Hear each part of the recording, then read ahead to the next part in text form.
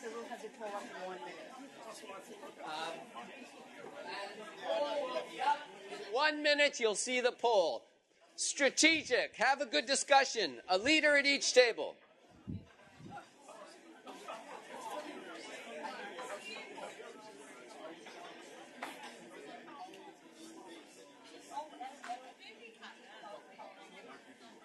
Yeah, I have this here. Can we look it up here? I have it here. It's live already.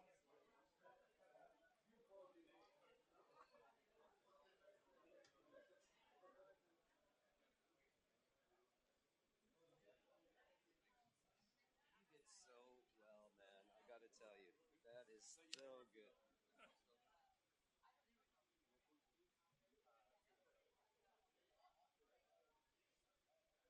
Steven, nice, nice.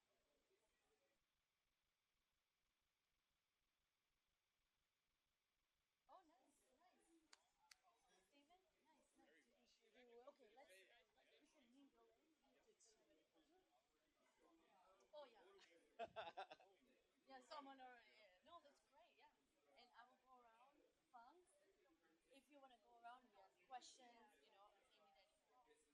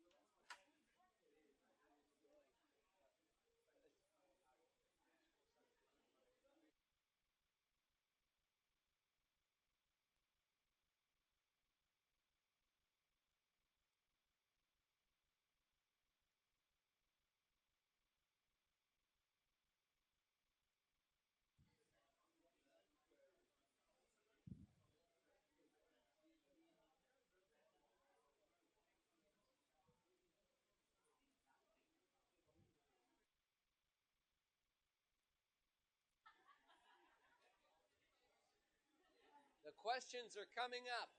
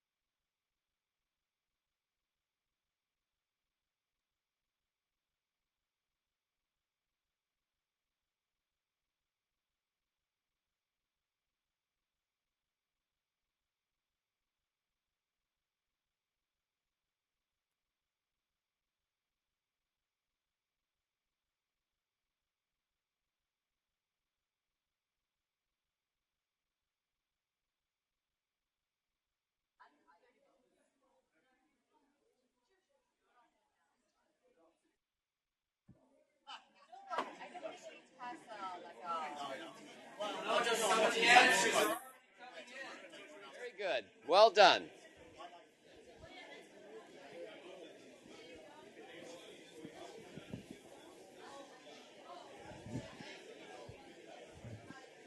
Ah, this is good. This is good. Keep tweeting.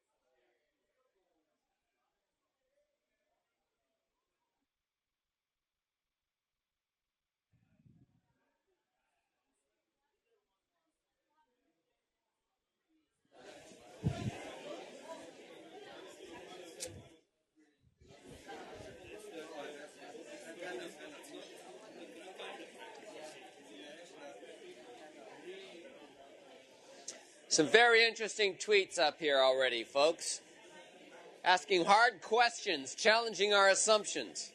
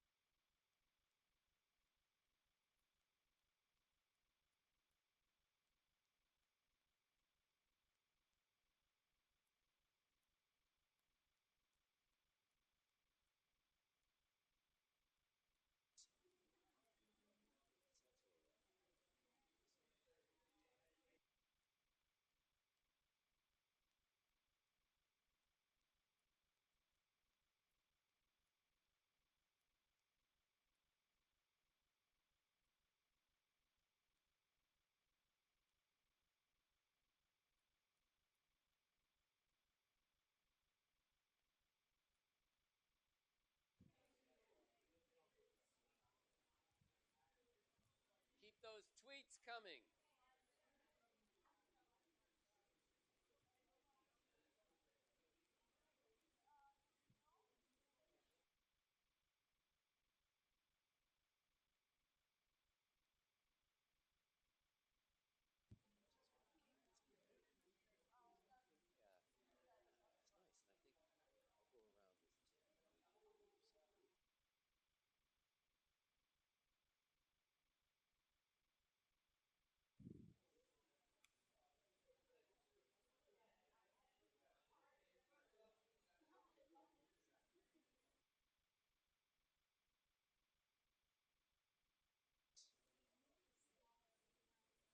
Yeah, it's nice, and I think I'll go around with it. I was asked that, and I'm sorry to rush out. And you know, okay. Well, I will do that.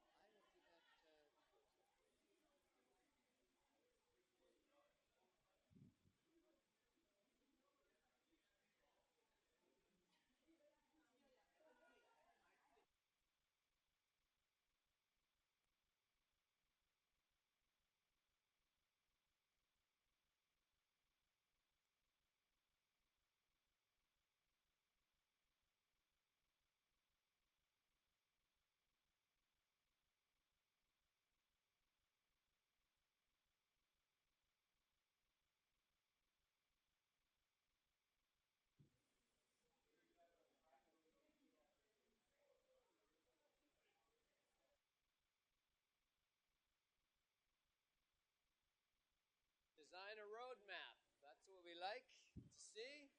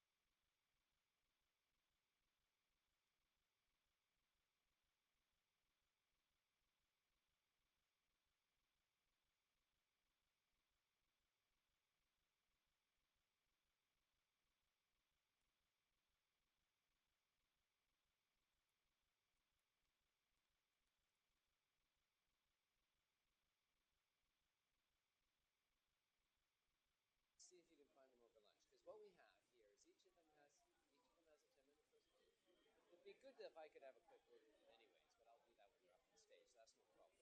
Do the Q&A with the cards. That works well. Here, obviously, senior players.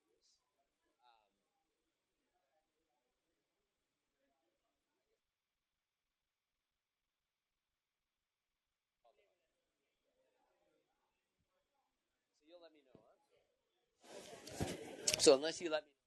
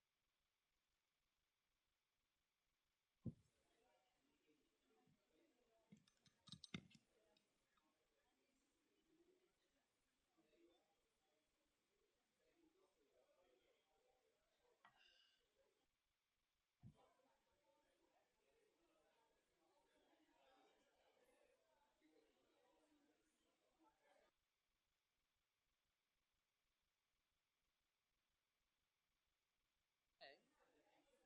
Is it just those from other practices who have to scan in? Everyone? Those from other practices. Scan. Please scan in after lunch. Yeah. And where do they do that? Yeah. At the registration desk. Okay. Hey, I do. Oh, that would be great. Cool. Ben left today, but he really enjoyed hanging out with you.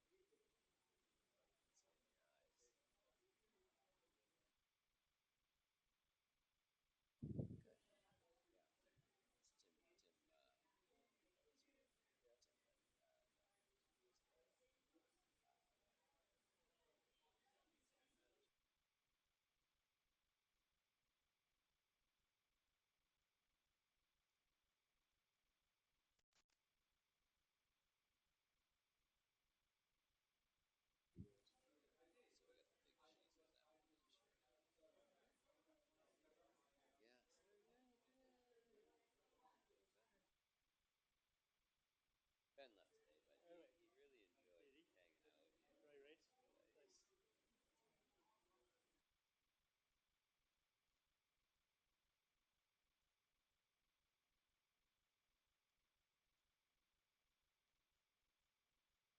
Roshan, he went to the park. I think we recommended it. Yeah. And he just wandered and had a really good day.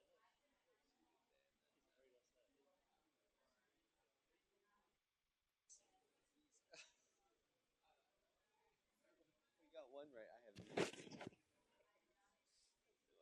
that worked out. You know? That'll be good. Jennifer and Elena are coming.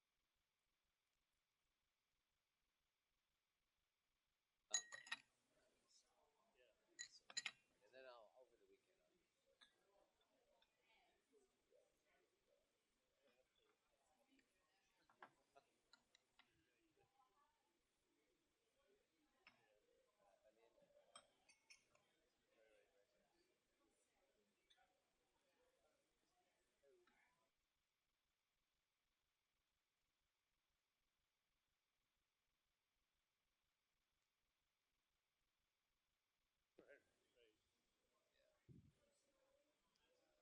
Okay, man. Let me just crack this one for our next one.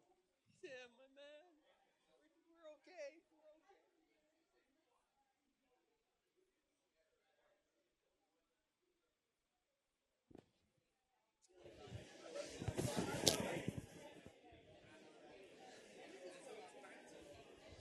Maybe take another 5 minutes, another 5 minutes or so.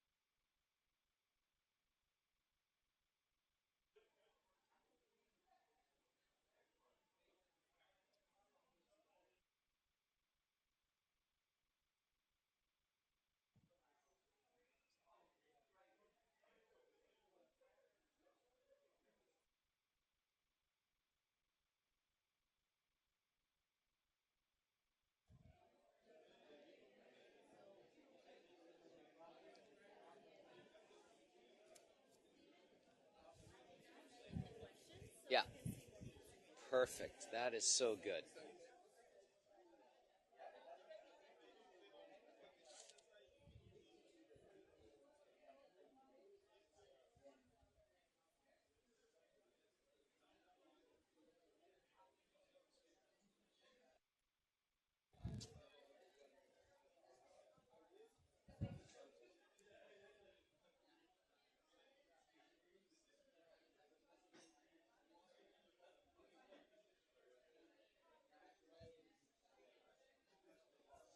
Now we're going to compile these for later, are we? Yeah, I think they need to be compiled For yeah, for WB. yeah, because This is going too technical for me to report that. no, exactly. I think all we're going to do here, Tim, is my feeling is we're going to hear from the tables. We'll go and take a range of tables. I'll look up here and read a couple.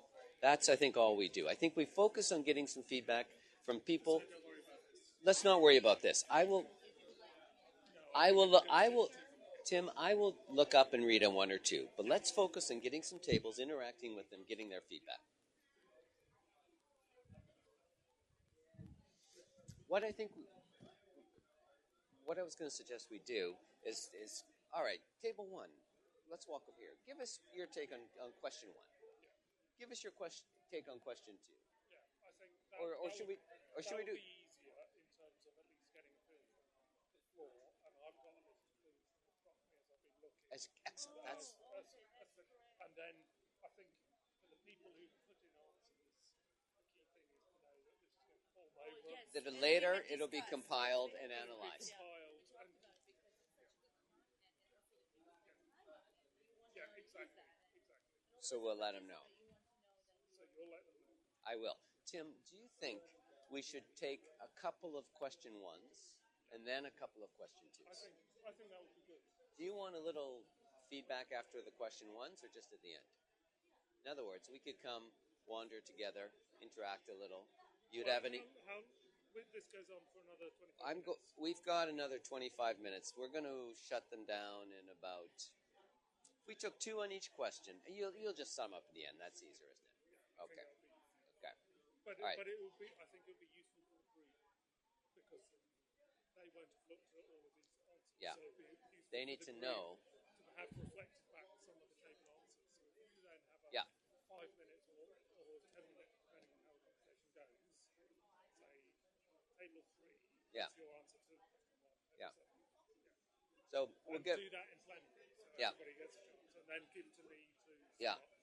Do you want to wander with me, or yeah? I think when we go out there, so you and I, Tim and I will come, and then we'll do question one over here, question one over here, question two over there, question two over there, three over there, three over there, randomly selected. Then as we walk back, and you take the stage, I'll point to a couple up here, and say these will be compiled, allow you to have a good 5 minutes or more of sum up. That should be just about right.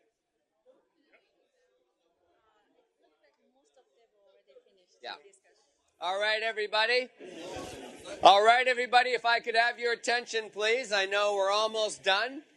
Tim, I'd like you to join me over here. This has been great. I mean, the level of discussion. What we're going to do now is we're going to do two things. Tim and I are going to wander to a table and ask each table to give a little reflection. First, we're going to ask two tables on question one, then two tables on question two. There's been a lot of really interesting data up on the poll. We'll take a couple of those as well. These are all going to be compiled. Don't worry about that.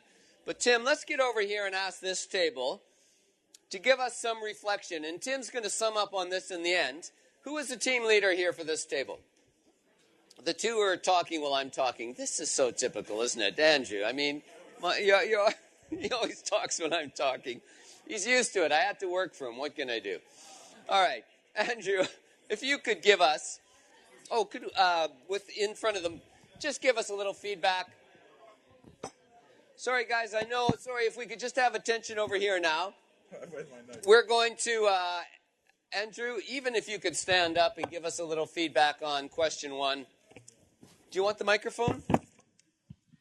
If you could stand up and address the group and give us number one. Tim and I are sort of casually looming over you. Thanks for putting me on the spot. Where's my notes? Right, for one, which is what would it take to develop a cross-sectoral vision? So we started to think about, what we need to do now around how we sort of organize ourselves, how maybe we shift incentives, how maybe we change our commitment. Certainly, we felt that we need to shift away from our current modus operandi and start thinking differently. That's at an institutional level, but also at a personal level. We talked about having individual commitment to change. We talked about having institutional commitment to change. Have you got? Actually, I haven't got the notes from the right section. I realise now. Sorry, we're a bit disorganised here. We talked about. Oh no, I have it. Sorry. We talked about political leadership. Clearly, this goes above the level of the World Bank, and commitment on a long-term basis. And some of the models that we have, where everything changes every few years, it's not going to get us to where we want to go to. So long-term commitment, improved communication with wider spectrum of stakeholders, and knowledge management. Yeah. I think that's more than 150 characters. No, but it's very good and comprehensive, and it picks up also, it relates to the political economy issue that was noted in a tweet up there. I'm coming all the way to that back corner to ask you about question one and what your group just had to say about question one. Could we ask you to give us some comments? Who is the group leader? Stand up, sir, and let us have it. And remind us who you are, please. Yeah. All right. Thank you. So my name is Alan. I'm from the PNG country office. So our answer to question number one is we need to bring together water, food, energy sector stakeholders at the country level. Yeah. To create a vision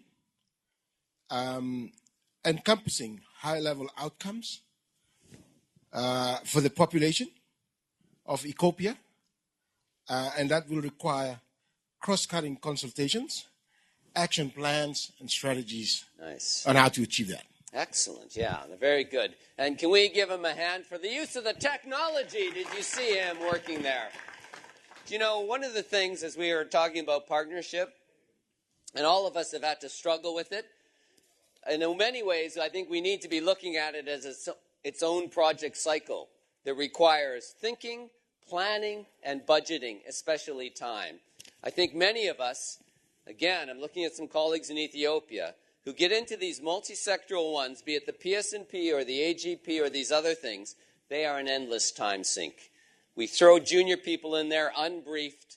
It's something that we really have to plan for and budget for. Now, I'm looking for somebody to answer question 2. Oh, one up there on question 1. Bringing relevant stakeholders to the table in creating a sense of common goals and concern. Again, how do we bring that together? Can I have an answer to question 2 over here? Question 2. Yes, sir. Oh, no, we're back and forth. Yes. Stand up and remind us who you are. Yes, Nabil Charlie, program leader based in Côte d'Ivoire. So, in terms of trying to work things backward from this roadmap, having an objective in 2050 and trying to get to the step back to today, we felt we had a number of interesting discussions on what would be the elements of that particular roadmap, and through the several angles of the nexus, we felt that there would be 4 major elements that we need to look at. The first element would be on trying to improve the education programs, on the information base, for the nexus. Second element would be to kind of develop the technologies that would be needed, to take us backward and implement the different elements of the nexus. Third element would be on trying to design the right incentives, for these things.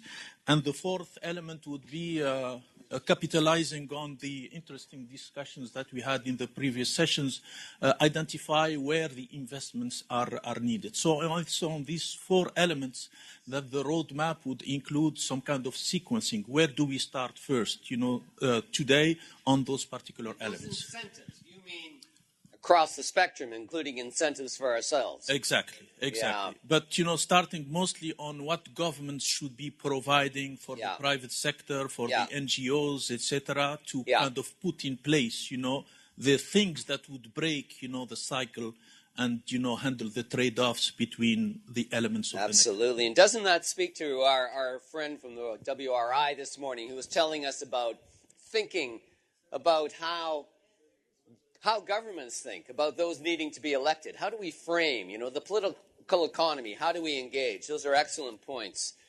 What do you think? Number 2, question 2. Will you give it a shot? Yes.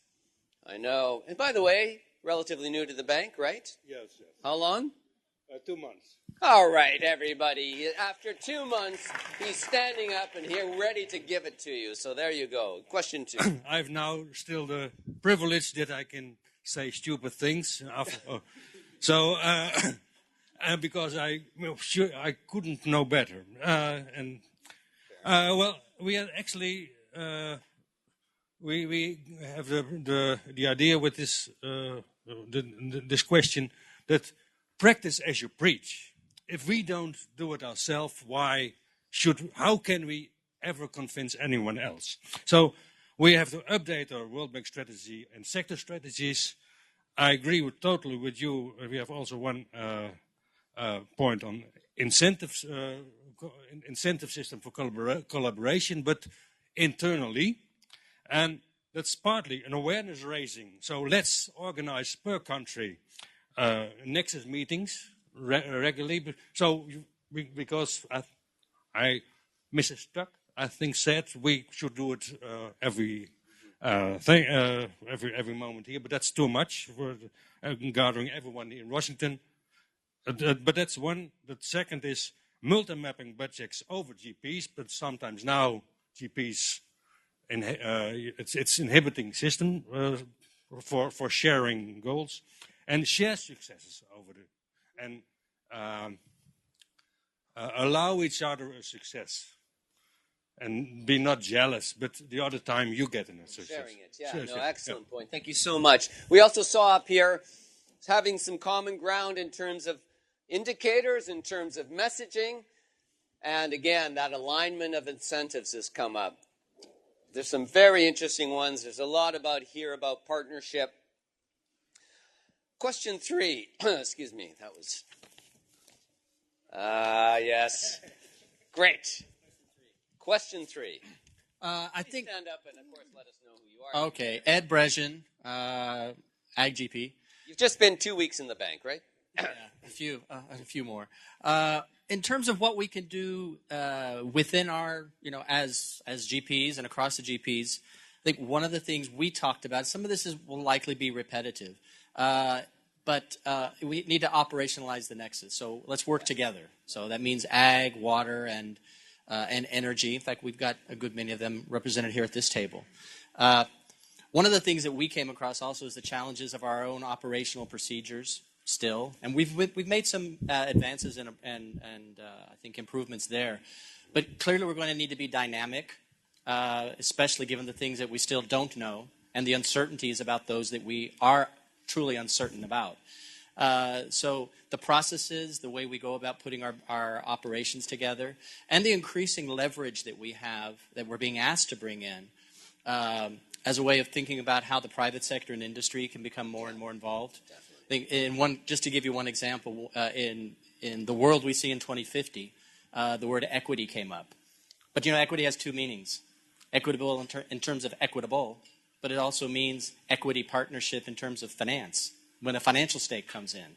So just thinking across boundaries and across jargon helps us build bridges for cooperation and reaching what we're trying to achieve. Thank you. Very nice, very nice. Well done. I think, in a way, what if we had a little slogan that said, it's about operationalizing the nexus? I think that really captures the nitty-gritty that needs to happen to make it go beyond just rhetoric. Excellent. There was a couple other points up there. Again, there's a lot of great information, and we're going to not capture a lot of it now. But again, you see that answer 3. Change the incentive framework for real cross-sector collaboration. Where are the incentives now to take on a whole extra workload? Let's see. Another one for group 3. Gentlemen, ladies. You ready? He's ready to go. Okay. Number 3. So, tell us who you are, by the way. My name's Peter Goodman from the AgGP from Washington. So overall, what we thought we ought to be aiming for is firstly better awareness of the interactions between the parts of the nexus. Secondly, was good data and information systems to be able to measure the impact and to disseminate information to the stakeholders about the impact of different investments on parts of the nexus. Thirdly, would be to try and develop a framework for better cooperation between the various institutions in country to develop a program that's cutting across the various parts of the nexus. And then fourthly was developing the capacity within research institutes to be able to come up with solutions which are relevant to different parts of the nexus. So building research and capacity to deal with it in a sort of more with a broader vision. Yeah. In terms of our own, more specifically on question 3, in terms of how we should deal with it, and we didn't think that necessarily coming up with a joint operation was a sort of essential solution. So that's interesting, because that's the first thing you would think of in the traditional sense. So the first thing would be more, awareness, as we've done today, about the interactions, and then secondly, perhaps coming up with a program which might include different investments, but as part of a broader program, and then, but you would still measure within that program, the interactions and you would measure the impact between different parts of the nexus on other parts of the nexus, and you come up with a program. Wow, such a great idea. Did we only give you 30 minutes? I mean, there's a lot of great information that's come here. Thank you so much. Again, a lot of different things. Needing a corporate push. Measure, exactly. What doesn't get measured doesn't get done. Boy, there's another something for a T-shirt, isn't there? This is great. I mean, honestly, a lot of ideas here. I'm going to bring it up for my colleague, Professor Tim, to sum up. I just wanted to say one thing. You put out a report on conflict some time ago, and one of the big takeaways from that is that the way we're going to address these issues was through partnership. And what they said in that was that they were going to take partnership so seriously that they were going to equip the process. They were going to give their people the tools, the skills, and the incentives to do partnership. And I'm wondering if there's not something we can borrow from that while we operationalize the Nexus. Professor Tim, would you give us the gems, the pearls, the summing up? Thank you very much. In contrast to our friend over there, I have been in the bank for only 4.5 hours, so I can say some very stupid things. Thank you very much for your engagement. I must admit that there was some worry that you wouldn't find very much to talk about because you had to be engaged to have a really good conversation, and I was really impressed by the buzz that it felt like that you were collectively addressing these issues. So I've got 6 points that I think I've kind of gleaned from discussions this morning. The first is that there truly is an integrated solution space that we have to address. One of the speakers in one of the earlier panels said, you know, the Nexus exists, wake up, smell the coffee, or words to that effect. And we have, and it's very true in academia as well, we have concentrated on reductionism in our solutions, and we have missed out the systemic needs by concentrating on only parts of the whole. And I think the future has got to be much more multi-stakeholder, multi-sectoral, multi-driven to get to the systemic properties. We also have to do a lot better at being future-orientated rather than being driven by pragmatic decisions of today and hoping for the best in the long term. As Mark said to me earlier, to quote the Stereophonics, you've got to go there to come back. And in a sense, having a view of where we want to be and using that to guide the pathways, whether they're the pathways to get to a particular place or to do no harm, I think is clearly important. Another point that I kept on hearing echoed back when I was listening to conversations was the issues of what assumptions do we make in our day-to-day business, and where are assumptions necessary, where are assumptions evidence-based, and where are assumptions ideologically driven, and what does that do to frame our thinking and constrain our thinking? So I called out a few minutes ago when I was doing the presentation that demand for food was given as a known, whereas actually that is a very strong assumption that demand for food into the future will continue growing as it has over the last 20 or 30 years.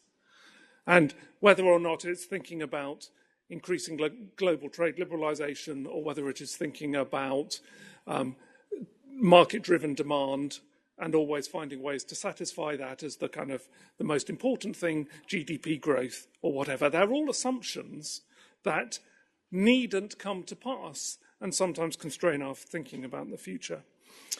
When I started in my cross-government role a few years ago, I had the wonderful title of champion for global food security in that role.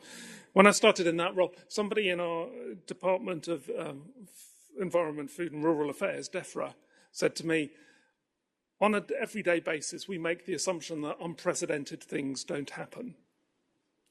And that kind of makes sense on an everyday basis, but we're moving into a world which is rapidly changing. Rapidly, the interconnectivity between our global systems of food, energy, water, finance, and all the other things, trade, is apparently and visibly becoming more fragile and is getting hit by greater perturbations coming from climate change. Unprecedented things in future are going to become an everyday event. And we did some work a few years ago now about the relationship between extreme weather, which is changing rapidly, and food systems. And over the last 100 years, you can look and see what is a very rare event. And we showed that in that piece of work that there was a a probability of a loss of the world's 10% of the world's calories was roughly a 1 in 100-year probability if you look back over the last 4 decades. If you look forward over the next 4 decades, that loss of 10% of the world's calories is about a 1 in 30 chance. So the risk of that happening has gone up threefold. So unprecedented things are increasingly happening, and the assumptions that we use to frame our arguments need constantly to be tested. The next point is about complexity and simplicity. We've had a lot of comments back saying, oh, it's too complex. The Nexus is too complex. It's an extra thing to worry about. It's a burden. But as a systems person, I would say, thinking from a systems perspective, although you're dealing with the complexity of the systems, the challenge is to find the simple solutions. And the simple solutions from a systems perspective might be simpler than the simple solutions from a non-systems perspective. And optimizing the system to deliver can be much more efficient than optimizing the little bits within the system and hope that they collectively deliver as a whole.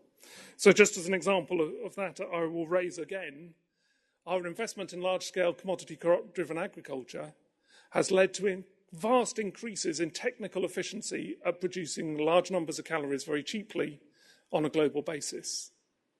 But the system as a whole is terribly inefficient when you look at it in terms of converting calories grown into people's health and the health outcomes. We have huge amounts of loss in the system. We have a huge amount of wastage. We have lots and lots of factors that means that the system as a whole is inefficient, even though agriculture itself is efficient. I would also say within this complexity and simplicity, World Bank is, I guess, used to working with consultants. There is a whole academic body out there who are increasingly grappling with this complexity, finding solutions through modelling to give guides to answers. And this ability, as a previous panel said, of being able to model future assumption sets and produce effectively visualizations of what the world would be like, in itself might be a complexity in the steps towards delivering projects, but in itself could be a wonderful way of actually driving the projects that you're delivering to deliver in a better space than beforehand. And certainly from the European perspective, the academic body is much more willing to engage on a pro bono basis very often with helping with real world things, because we increasingly are judged on whether we can make a difference to the real world and not just write papers in and of itself. So, for example, I'm here today pro bono because I think it's important to drive some of this thinking to deliver real world results. And lots of my colleagues are like that. When you scroll up and down the answers that were on the screen a few minutes ago, there's a lot about incentivizing properly. There's budgets to cover this extra complexity. There is budgets about integrating the budgets so you don't have a project delivering only on water. You have a kind of meta level of budgetary constraint which delivers on the nexus. Incentivizing people, both in terms of your own personal development, but also milestones for projects and so on, and incentivizing partnerships. And that all comes, in a sense, down to institutional leadership. Walk the walk, talk the talk, internal support. It's been wonderful to have top-level leadership in this space evident today in this room. There's plenty that can be done to make that happen and make that drop down to operational levels down the level. There are lots of comments about TTL, whatever TTLs are, but incentivizing TTLs in the right way. That's a type of tea, thank you. And given my former job title of champion, leadership in terms of actually encouraging people to step forward as ambassadors for this area, to try and incentivize peers to move forward and to talk externally about the importance of this, I think is a very important thing that any institution can do to drive cultural change within that organisation. And the final point that flicked up in a couple of the questions was about how do you do this? You can do this with a geographic bias. A geographic basis, even. Sorry, the jet lag's starting to kick in. There is nothing wrong with doing a futures exercise. In fact, there's a lot to be recommended for doing a futures exercise in every single country and every single region to garner the issues that are local to the stakeholders in that place, whether that's a political level or whether that's civil society and so on. And we can do this. We've got the modelling skills, we've got the capability to do this, to support the kind of broad scale look at the future and then try and work backwards. So I think it's been a very rich conversation, and I am very pleased that these comments are going to be collated, sorted, digested and passed back to people within the bank to try and drive this institutional change that I think is necessary. And I'd just like to end in saying my job title, Champion for Food Security, as it was, it's now Food Insecurity because I think it's lunchtime. But thank you very much, everybody, for your engagement. Thank you so much.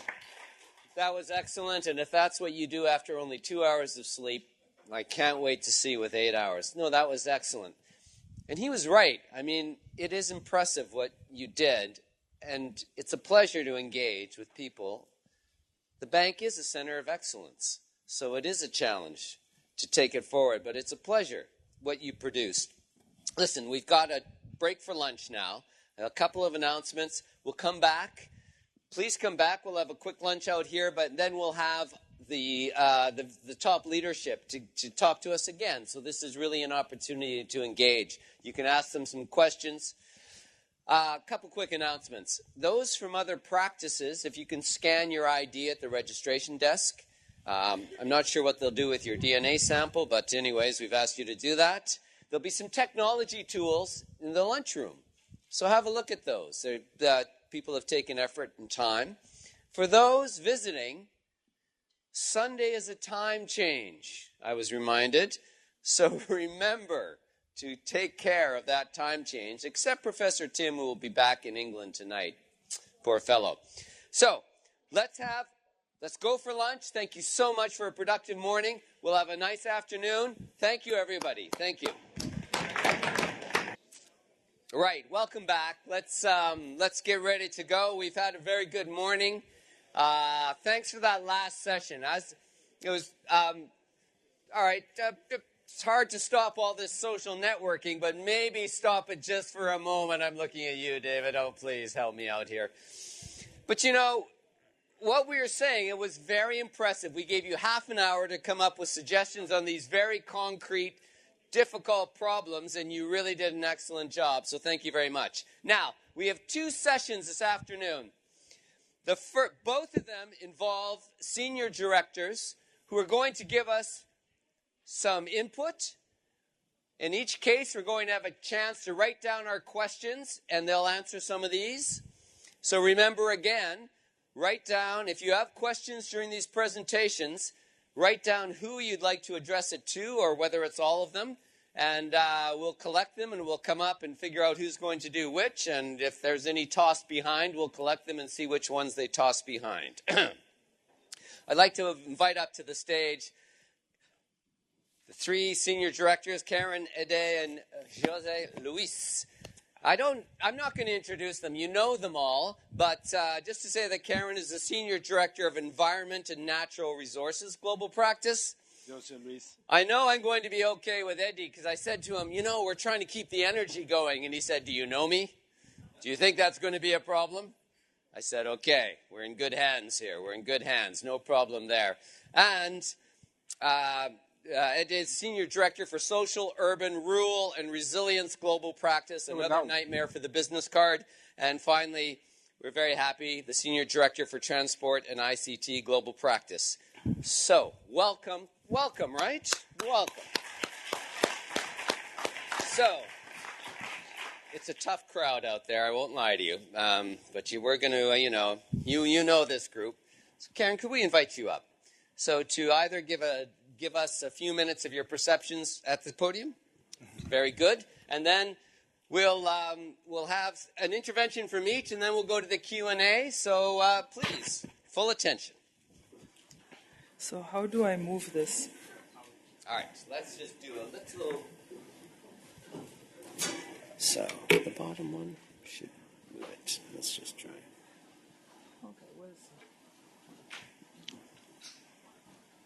Okay, good afternoon, everyone. It's really great to be here, and I can't believe you're all here after lunch. I mean, this is really shocking. I understand that this is the session with the sister GPs, and I also understand I'm really the only sister here. And so...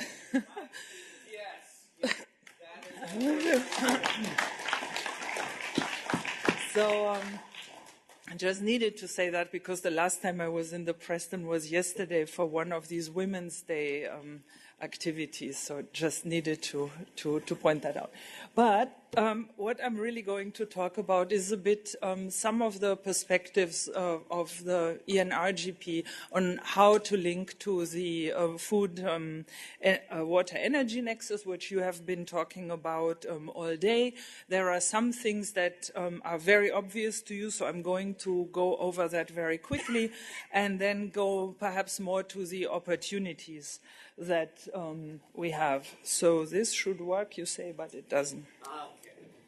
Where nice to have do you some want me technology to- failures when you have the big people here.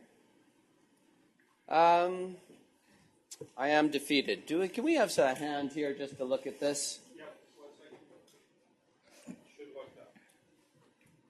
There we go.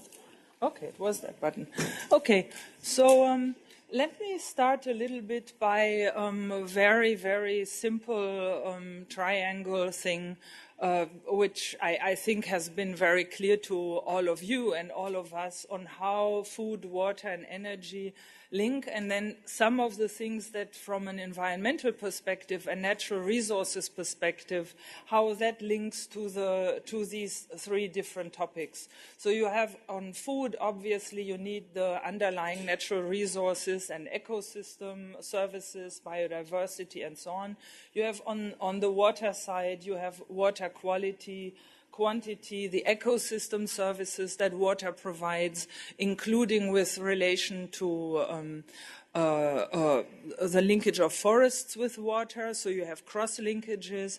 And on the energy side, for instance, you have to look also at issues such as sustainable forest management and, again, eco-services and so on. So it's really transcendental and not really sector by sector, but it's underlying a lot of what these three different sectors do and what you as staff in the global practices do.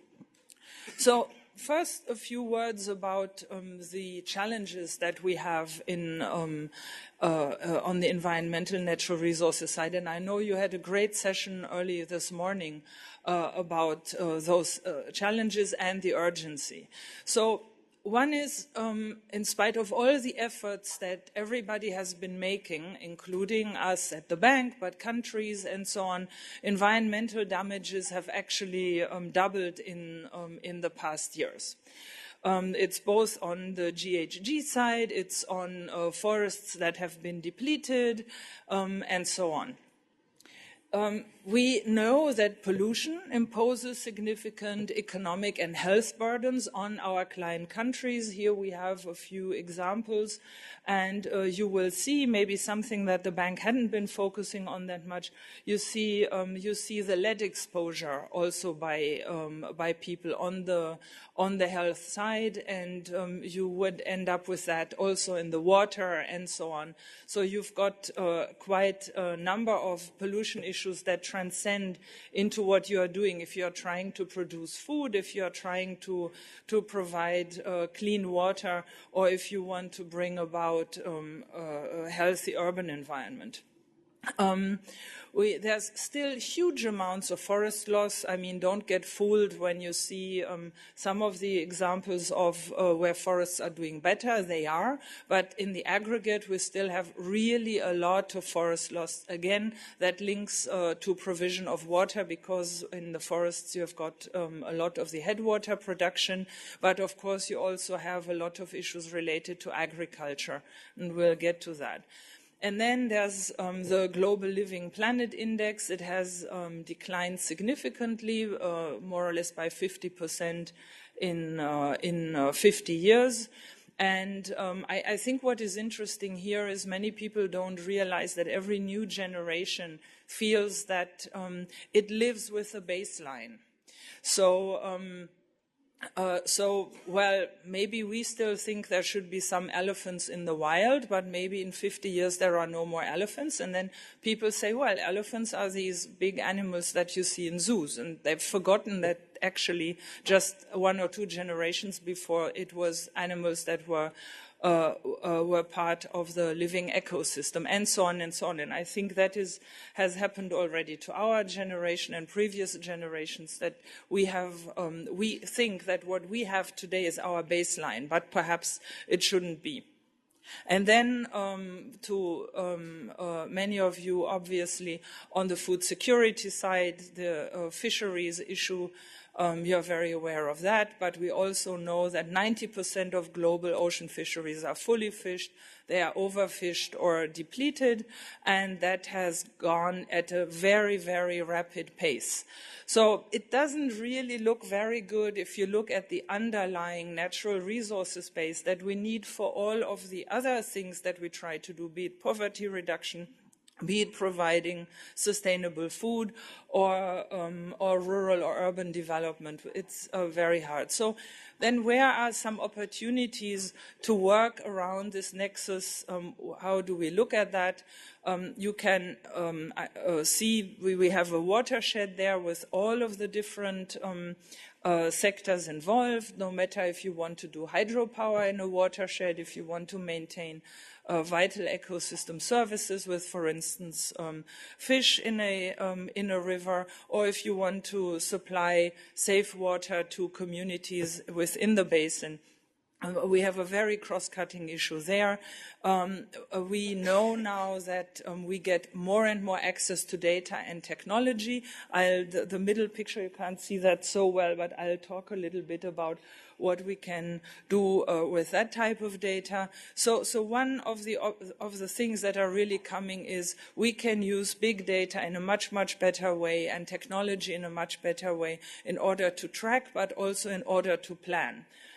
Here we have an example of the DRC, where we could overlay different types of data. For instance, if you want to build a road and you want to look at what that road would do in terms of sensitive ecosystems, you can relatively easily get that type of data. You can make an overlay, and you can see that you know where you could concentrate development if you were to plan.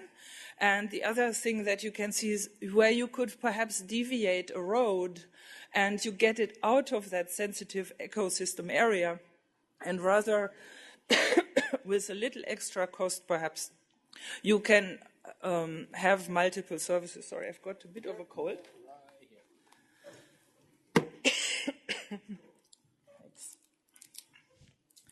So we now have a number of economic examples also. I don't have a slide for that, but where we were able to show to governments the economic impact of such things on tourism.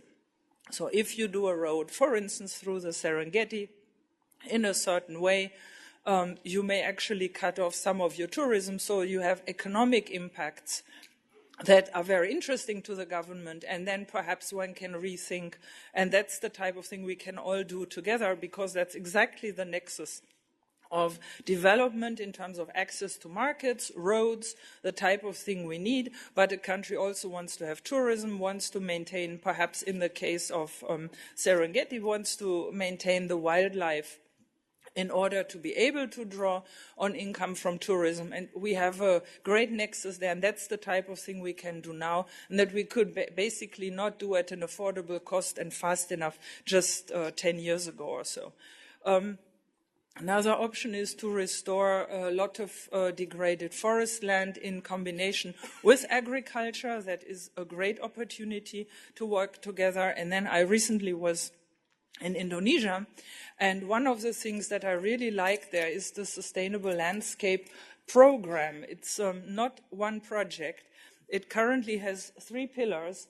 And the issue there is to sustainably manage the lowlands, but you cannot manage them if you don't have clarity about the land tenure and the mapping of that. So we will actually have a SUR project under this overall landscape thing that is called One Map, and which will map what the land ownership is, what the tenure is, what the different land uses are, and provide for the first time a One Indonesia map. That's why it's called One Map. The second thing the Indonesians want to see from us is a project on fire prevention, because the fires destroy both the natural forest but also livelihoods of people where it's already 2nd or 3rd generation grass or forests. So that is something that we will be leading out of ENR, and then eventually we hope that we'll also move into livelihoods, and we will see, but it's clearly multi-GP. And I wanted to put that up because I thought it was just a great example how everyone can work together in a programmatic approach and bring a great value added to a government that is seeking to solve a problem that is huge for the country. And another in Indonesia example is if you look at NDC commitments. Most countries that we work with have their NDC commitments all over the place. I think it's an excellent opportunity maybe if we could join forces on some of them, because if you look at it, some of it is on the energy side, some is coastal zone protection, some is food security, and so on. And to support them on their NDC plans, if we have multi-GP teams that do that, we may be able to make a bigger thing, a greater synergy than if each one did it alone. Very obvious to this group, agroforestry benefits. I don't need to go into those details. That's some of the countries have been very good. I think a number of countries are looking more and more at sustainable aquaculture, which again leads us to look at the rural space and at the linkage with agriculture and farmers, and who maybe want to do too. So again, that, given the state of the oceans that I talked about and the need for protein and the need for food security, certainly is something where one can work together. And then on pollution, I wanted to say 2 things. Some things are very obvious. Soil contamination obviously completely undermines what you can do with the soils for food production and for agriculture. Also isn't good in urban context, but one of the things that are not as well known is coastal zone water pollution that comes from solid waste in a number of countries, the biggest being China, Indonesia, Vietnam and Philippines, I believe. And where we see that the plastic waste inputs from land into the ocean are huge. Again, we have a confluence, so to speak, of what different global practices can bring to the table in that context, because that is what then floats around globally and has major, major impacts on the fish stocks. I was asked to talk a bit about how staff can prepare for the challenges. We are now trying to put some more targeted thinking into natural capital. And I'm just putting that up for you to think about and consider natural capital when you do your economic analyses of projects. Why? Because a country has a total wealth consisting of various pieces of capital. It's the produced capital that we usually measure in GDP, the human capital, where we have a human capital index, but we are still globally very weak on natural capital. And again, you don't want to draw that down and think that you are adding to your wealth when you are actually subtracting. So I'm just putting that out there. I think it is something that we all should be thinking about, and not just the environment and natural resources GP. Some things we could do better. While there are multiple dimensions of poverty, there's an example on POE, which was a multidisciplinary team among SDGPs, but also health, education, and so on. So we can take that into account. And, and we can do more analytical work together. What can staff do to prepare? What can we all do? Both it's on the innovations, it's building further relationships across the GPs. And also, I think mutually, you have global solutions groups. So do we, to participate in those. And of course, for all of us to stay abreast of technical innovations. Our global leads all work as integrators. They're not organized by sector, if you wish, but across themes that are a bit broader. You're welcome to work with them. And with that, thank you very much, and I hope my coughing hasn't disturbed you too much. And we say thank you very much because she should clearly be home having a nap. So thank you so much. That was extremely interesting, and the rich detail, the examples. I'm a little worried about our next presenter. He's a bit shy and retiring, so I'm wondering if we could have a little extra incentive here to welcome Sir. Okay. Thank you. Eddie. Hey, can I have the logo of the day? Put up the logo of the day. Sorry, I was supposed to do a PowerPoint presentation. I didn't have time, so I'm improvising right here. So it's part of keeping you awake. Just for the expectation. Okay, what is missing here? What is missing? What is really important that is missing in this logo? Huh? No, not about us, people. Remember, it's not about the World Bank. I know that that's all you care, but it's not. What is missing? People. This is what I always tell my team in the urban team. Now that it's not about cities, actually, the work. It's all about the people that live in the cities. I know that we always talk about infrastructure, finance, governance, services. In the end, it's all about people. And now my test, whenever I see a report of GSUR, is that I count how many people do you actually see in the pictures of the report. They used to have all these big cities. And it's all about people. And therefore, the main message in this conversation, which is we cannot do the work in GSUR without you, and vice versa. This nexus needs to connect with us in four specific ways. First, people. Okay? Why people? Give me a sense. Huh? They are the drivers. They are the drivers in what way? So there are at least three important ways in which people are important for this nexus. First, lifestyles. Okay? Lifestyles become a really fundamental way of how much energy, how much water, and how much food each of them consumes. People in China, 30 million people moving to cities every year. Once they move, what happens? They consume 1/3 of the rice and they start eating chicken and pork. That's what happens. That's what you did.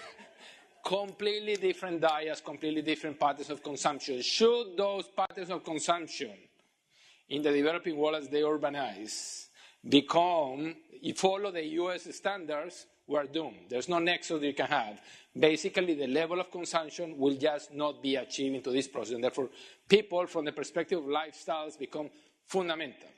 And we're not very good at that process. Actually, we're very uncomfortable in the World Bank talking about lifestyles, no? Have you ever come and say, look, we need to work with the government to change lifestyles and to change food patterns, food consumption, land consumption. No, we never do that, and I think that it's going to be a fundamental part of whether we're able to provide these services for the next billion people coming. Second, why is people also important in this dimension, in this nexus? At the end, it's all about poverty exclusion. How do this nexus is connected to the historic opportunity we have to eliminate extreme poverty by 2030? And I know that it sounds like a slogan, but this nexus becomes fundamental for that poverty elimination, and a lot of that is very much linked to exclusion. Okay? Exclusion of indigenous peoples, exclusion of ethnic minorities, exclusion of people with disabilities, exclusion of remote communities, exclusion from a diverse set of perspectives, and therefore this nexus becomes very, very integrated to these plans to eliminate extreme poverty. Okay? And then there's one that becomes really important in this dimension, and it is, the really bad word that you really never want to see. In the bank, we call it safeguards.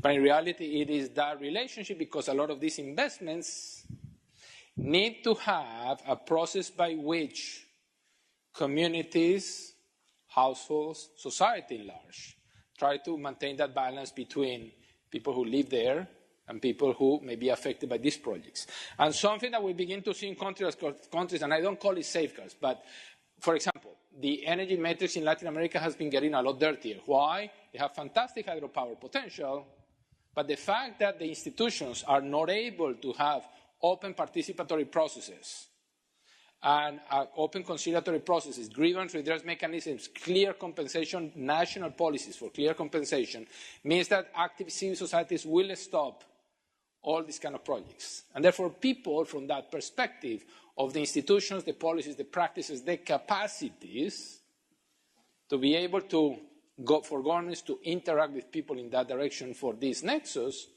if that doesn't work, we're not going to be able to.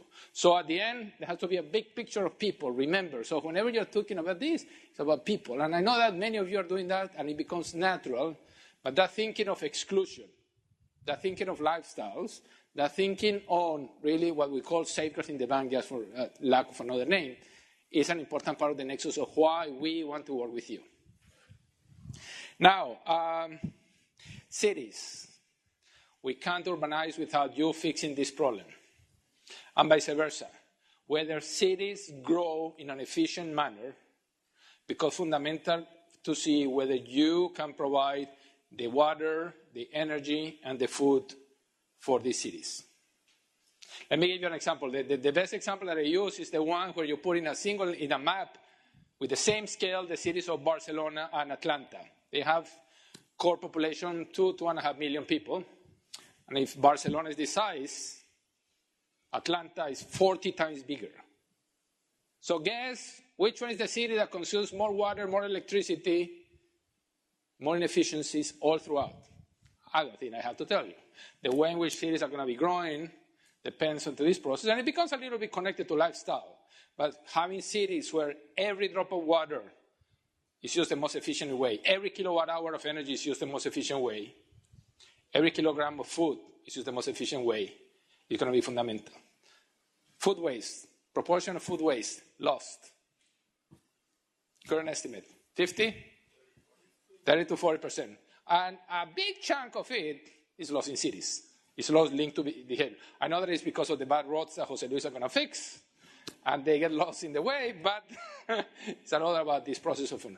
And therefore, this connection, and what we also say is that well-functioning cities need well-functioning rural areas. And therefore, that connectivity, cities will only be able to function well if you are able to fix this nexus, but vice versa, if cities are not growing in the most efficient way, there's not enough that you can produce to fill that appetite. Okay? Third, connection to you. What else are we connected by? What is our third umbilical cord between GSUR and this nexus? They are resilience. Okay? Now, with the variability in a lot of the inputs for this, which is really on water, okay, in the variability in terms of the intensity and frequency of the natural disasters. This is an integral part of the solution, but this gets very affected by that variability. And therefore, what our disaster risk management teams, and more in general, the hydrometeorological teams, the teams that are figuring out how to make societies more resilient to a variety of these shocks, needs the solutions, because these, the dams, the integration between climate smart agriculture and the water, all that connectivity means that these systems become more resilient. And we want to work with you to make sure that there's the data, that there's the systems, that there's capacity, that there's the understanding, that there's the modeling to be able to make the system more resilient, but also by having better dams and better operational systems together with better production system and better information, then we all gain together. And I'll conclude with the final and fourth connection, which is land. So our land teams, a lot of this is connected to this process altogether. I love the conversation with the country directors because they say, oh yeah, land is super important, but it's too political. Well, let me tell you, if there's no clear land property rights, if there's no clear land markets, if there's not a way for countries to know how to handle the land, how to do processes by which land can be acquired for a lot of the investment and infrastructure that is there, it's not going to happen. It's not going to happen. You don't fix the land constraints in many of these countries, and all these hopes of the energy-water nexus is not going to happen. So we have 4 important umbilical cords with you. We want to work with you. We cannot achieve our objectives without you. We want to hear your specific ideas of how I can go back to my office and tell my team, this is what I learned into this process. Okay? Thank you so much.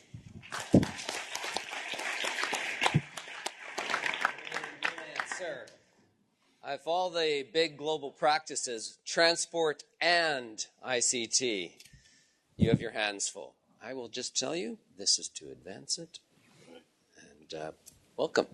Okay, so can I use the mic? Yes, you can use the mic or you can use the, good. So thank you very much.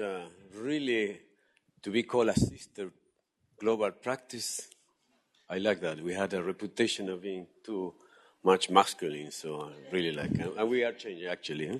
We are a lot of, we are coming from our learning forum, and we realize how much we have changed in the last 6 months in terms of recruitments and so on. So I will frame our long collaboration on 3 big areas. The first has to do with logistic trade, farm-to-market kind of access. The second, the most revolutionary part now, ICT for agriculture.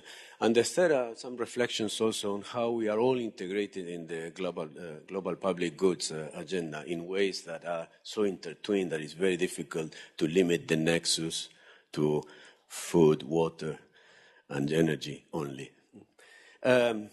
If I can say on transport and ICT and agriculture, 30% of transport lending happens outside transport. I think 9 to 10%, we did some estimates, is happening already in agriculture, many in rural road components. Many times we do it together, sometimes not. So there is an opportunity to think where by really working together we can get the most from that investment. And that applies to both sides. So what is well known by everyone, we have impact assessment now that have proven very much the connection between rural accessibility and poverty, your focus on poverty, reaching the real poor, and how improving accessibility can bring opportunities. So from poor access to input markets, low agriculture productivity in places where connectivity in remote areas is lower, and the importance of access in markets. And all this has been published with a particular focus in Africa, for example, the value of connecting markets. So whenever we have a rural road program, for example, in our practice, we will never look at segments in isolation. We try to make sure that there is a link to a market. And also now more growing is the emphasis in access to opportunities. So what we are bringing relatively new is an old concept of a rural access index that determines how many people have access to an all-weather road or a mean of transport that will allow to connect to a market or to an opportunity. And now we are using new technologies to do that. In the past, we determined that an estimated that 1 billion people still lack access to an all-weather road. The current estimates, we thought that the situation had improved. This was measured in 2007, and actually it has gotten worse because of increase in population. What is very interesting is when you see platforms like this one, in which you put population. Now we have, for example, WorldNet that gives you very precise estimates with the infrastructure they can access. And then with the condition, it becomes an interesting platform for all kinds of analysis. And we are just coming from our learning forum where we could see the importance of this digital platform, for example, in urban settings. And we put the challenge to our rural folks, let's do some similar for rural accessibility and for the rural agenda. And I think here is an area where if we work together, we can improve dramatically the situation, and actually it's the advantage of doing something really for the extreme poor. So we are developing this index that will bring new analytics, new ways of seeing connectivity that will be very helpful for you as well. We also believe that in our interaction with you on rural connectivity, what we can bring is a notion of what is the right level of access that is affordable or justifiable. And many times you can see that you blow the Ministry of Agriculture budget if you don't look into that, or actually that the sustainability of any improvement is put at risk when the design of the rural road improvement, for example, doesn't address the issue of who will maintain those roads. Can this be done at a low cost? What are the solutions? So that's something that we can bring into your discussions. And finally, as we talk about SDGs and universal access and access for all, which is a little bit on the inclusion side, as Ede was mentioning, how important to think that we need to get out of this vicious circle in which you always improve the same areas that are more productive, and you forget the extreme poor that may have very difficult access to any market. So, for example, even non-motorized access can have a significant improvement. So there's going to be a conversation here on how we accelerate, for example, the convergence towards improving access with solutions that could be affordable and applicable everywhere. An area that has emerged recently, and this showcased one of the best examples of collaboration we had, is the emphasis on resilience. Ede thinks that resilience is with him only, but actually every sector we do work together on this. Prioritizing improving resilience in the transport system, for example, in Mozambique, bringing a perspective of what is the potential of road links that connect to agriculture areas, for example, and fisheries and so on, have helped, for example, come up with a much better response. So we are working this agenda from an analytical point of view, trying to see the criticality of segments in a network and the vulnerability of those segments. What are the consequences of an interruption for business, for people, no? And in doing so, prioritizing. And then on the other extreme, in terms of the actions, what are the low-cost solutions that could bring improved resilience? And Mozambique has been an example of partnership with agriculture, and also of creativity in terms of low-cost solutions that may be thought is counterintuitive for improving resilience, have proven the contrary. So that's on the connectivity part. But what about, you have been working a lot on agribusiness, and this is a huge area also for us to engage and further our collaboration. I think someone said before, so what's the proportion of transport and logistic costs in whatever you produce and export, for example? Engaging more in discussions of how to improve the supply chains, value analysis, That's an area that we can take to the next level. And a good example of, or a good opportunity for us to do that, for example, would be the work in Philippines, in Mindanao, where so you're working on improving agricultural productivity, and we can also work on how we improve connections to markets and ports and increasing the capacity to export, for example, of these ports. So this connection with logistics is another area that I believe we should concentrate and grow in our collaboration. Second, ICT is the revolution of our thinking, the use of disruptive technologies. Solutions that say were typical in the past that are now being challenged. Precision agriculture is using ICT to improve productivity. From providing a service to providing targeted subsidies and for making the subsidies reach the very poor quite easily with improving the targeting, or mobile payments that they are now facilitated through mobile phones, or you name it, the sky is the limit. Pricing, for example, making available prices. So what is emerging is that even you can create a virtual market based on ICT, based on the connectivity that ICT can bring.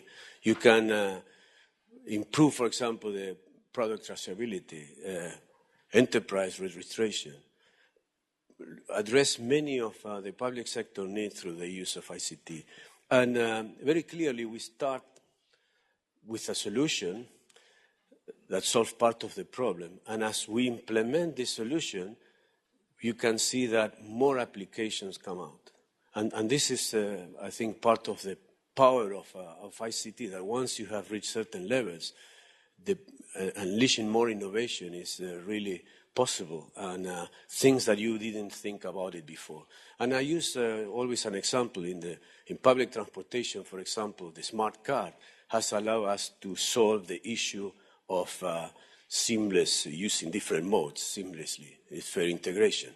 But when connected to safety net, for example, has allowed to target subsidies. And if you are connected to more systems, the sky is the limit on how else you can do. And this is very important for the engagement with our ICT colleagues, because many times you see that we develop solutions using ICTs specifically designed for a function, for a sector. But if we do this, creating platforms that will allow systems to talk to each other, then the synergies and the possibilities are much bigger. And some of them, things that you are not aware today. A good example of collaboration in ICT and agriculture, I would say Uganda, where we have a project, the Regional Communication Project, that provides the regional connectivity and IT infrastructure, government infrastructure. The Agriculture Cluster Development Project that provides the basis for working with these e-vouchers. And then agriculture technology and agribusiness advisory service. The three have allowed us to, for example, introduce this e-voucher system that has allowed to process subsidies for inputs and will bring enormous cost savings. Where else can we do things like that? What are the countries where we can have concerted effort, and we can focus together on unleashing the power of ICTs? So we'd like to encourage, you have a group that is interacting with us. We like to do more with you, and so the value proposition of ICT is precisely to support these ideas, the solutions you have, and to do it in a way that will allow these platforms to continue growing and bring more development. The third area that I mentioned is the global public goods, the global agenda. Just to give you an example, in transport, now that we have put in place a vision, we are moving towards the decarbonization of the sector. When we started working on a roadmap for the decarbonization of the sector, we realized that we will need renewable energy to power transport in the future. And that certain policies that in transport we were not very keen, like carbon pricing, for example. If they work, if the carbon pricing for transport to work the carbon price has to be really very high. But if they work for energy and facilitate the creation of a market in the energy sector, it will help us in the future. So we are now very supportive of that agenda. We believe it's also part of our agenda to contribute to that. Similarly, and this is an example that is more close to your sector, recently, in September 2016, the aviation sector, through the UN organization, the National Civil Aviation Organization, announced a big plan to stop the increase of emissions in 2020 and then reduce them significantly after. So this plan is based on a series of measures, improving operations, new designs for certain planes, technology, but a big part of it is alternative fuels and biofuels. And similarly, as a temporary measure, until they get there, offsets to make it carbon neutral, the trajectory. So you can imagine the need first for coordination. Is it wishful thinking that we will have these alternative fuels and biofuels available in the scale that they will need in the future? What about the offsets? What opportunities offer to do something in other sectors? So clearly, the agendas are becoming, every sector is intertwined when we discuss these global agendas. So I will stop here. Many thanks.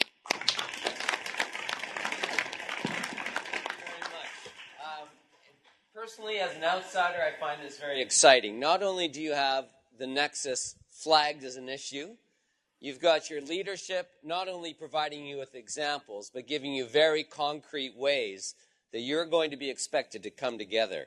And I'm sure we'll see lots more of your programs up in that slide. This is very good. I want to, just before we go to the questions, just ask you together. And I think the senior directors were also saying, you know, how can we ensure we start to talk together and not just even have separate presentations? So one question to you is, how do we now move to getting a collective vision around this? What sort of things do we need to do now to get this nexus into the vision stage?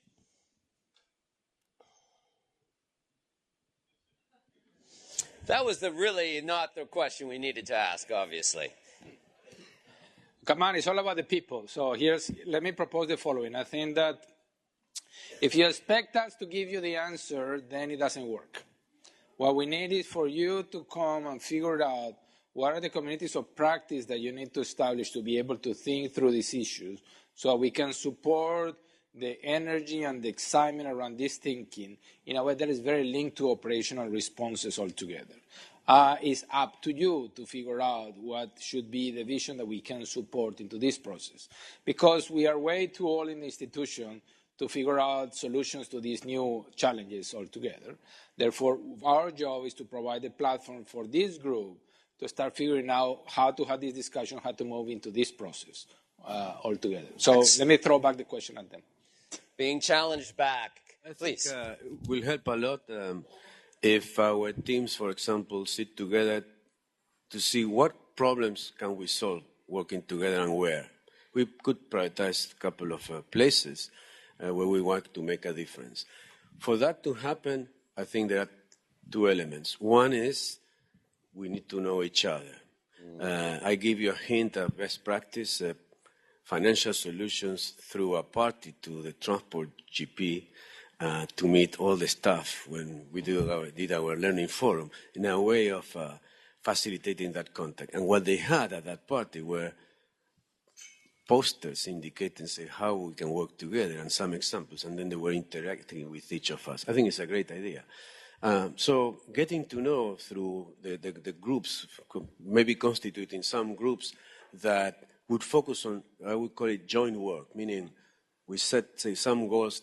We want to explore a concept, and then we pick 2 or 3 places where we would like to develop that.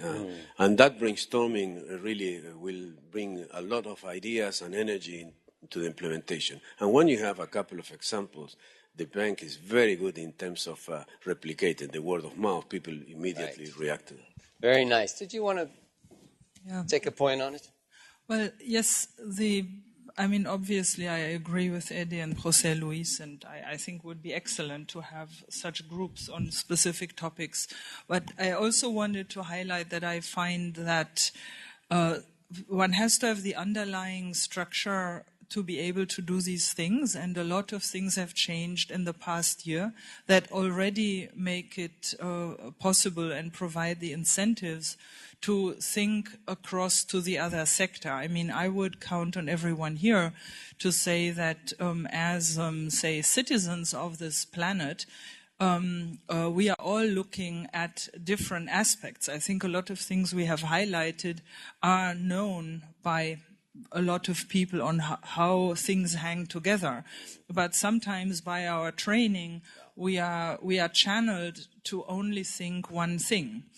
And I believe that in the bank, a lot of things have changed now. That's why I put up the Indonesia example, where you can work programmatically, can work things out, and then say, well, here you need some expertise and you work like this or that. Because I also find that, and you all know that our clients are often not organized according to a nexus. So sometimes we need to find the nexus, we have to provide the solutions, but then work with the institutional setup of the client. So building it all together sometimes is the right way when a client wants to be innovative and has its own incentives, right? But sometimes it's us to bring things in and then maybe come with separate things again. And I think that is also a very good way of working. Right, being very pragmatic, opportunistic. Now, we've got a few minutes for questions. We want you to write down those questions. As soon as they're ready, put them in the air. Who it's addressed to, or if it's addressed to all, we'll come back, we'll look at a few, we'll try to answer a few before we move to the next one. So write down your questions, keep them short and snappy, and put your hand in the air when you have a question for us. We'll bring some up. This is your opportunity. Already. All right. Here's one for you. And here's one for you. Now what? We can see if we can get to a couple. I can read them out if you like, but I'm sure you can just take them and go with it. Yeah. This is your chance. It can't be about your pay scale, just to keep you... Very good. More? Questions?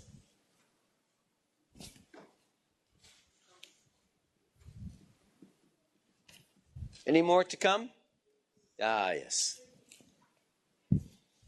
Gather a couple more, and then we'll... while we're getting... let's wait a moment to get a couple in.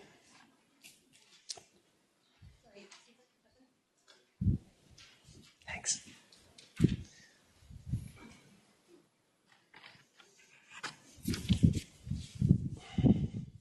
All right, let's go with some of these. There's one for you, sir. Now we'll see, yes. We'll see how the handwriting stakes go. Oh, there's one over here too. But I think actually, if you take this one, I'm going to pass this one here. All right, Eddie, would you kick us off? Sure. Okay, an internal one and an external one. So how can more cross-GP collaboration be incentivized, not just cross-GP, but also cross-CCSA? Look, my sense is that working with the CCSAs tend to be easier because they are genetically designed to be collaborative.